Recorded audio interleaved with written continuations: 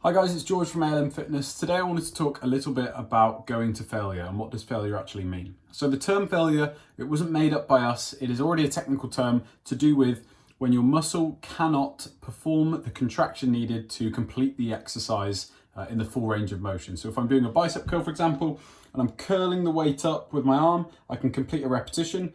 If I get to the point where I'm so tired, I'm so fatigued in my bicep that I can only get the weight up to halfway or not even halfway, then I've reached muscular failure for that movement because I can't complete the full repetition.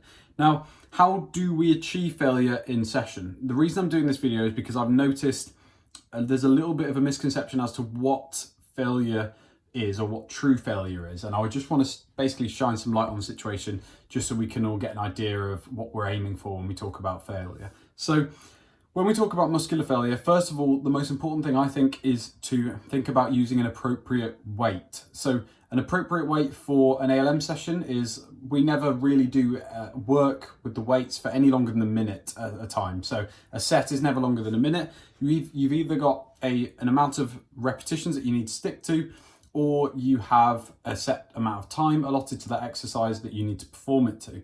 So let's say I'm in a strength session and I'm aiming for 10 repetitions of bicep curls with the dumbbells. So for this situation, what weight should I be aiming to use? Well, all of these examples I'm going to give are going to be assuming that we are good with the technique. The only situation where I would say use lighter weight than this is when we aren't sure on the technique and we're trying to work through the exercise or we have an injury or something like that. So I'm going to assume that you're good with the technique of the exercise, you understand the exercise, you've been doing it for a little while.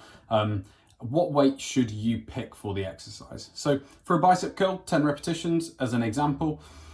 A good rule of thumb, and the research suggests that muscle building potential is gained when we complete an exercise with a weight that we could do either 0 to about 6 repetitions past when we stop. So in that, what that basically means is if I complete 10 repetitions and I can't do any more after that, so that last repetition was a real grind and I can't do any more, can't possibly complete the next one, I've hit failure. That is what failure is. So that would be 0 repetitions in reserve, if you like.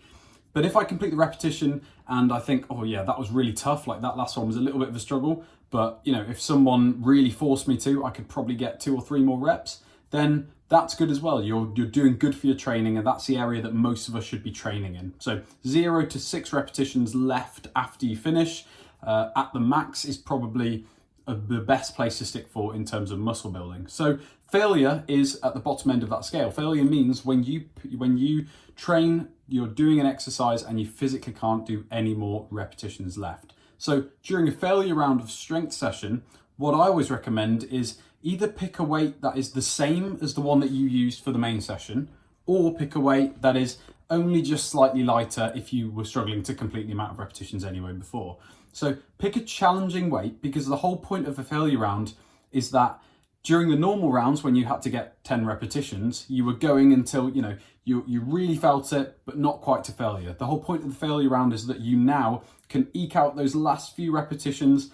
And if I'm looking at an exercise where on the board it says a set of 10 repetitions and I completed those 10 on the first time round, when I'm going to failure, I'm really not expecting to get much more than, anything over certainly 6 repetitions over that exercise, because I'm already using the same weight. I'm already using a challenging weight, and it's going to be really hard for me to go over a lot of repetitions more. So just bear that in mind, guys. During the failure rounds, when we go on for the whole minute, I'm not expecting everyone to go on for the whole minute, and almost I would be shocked in some cases for some exercises if you did, because that tells me that potentially you might not be using a heavy enough weight to really go for it. Because if you were really using a heavy enough weight, you'd only be able to get a few repetitions on top of what you could already do during the main session.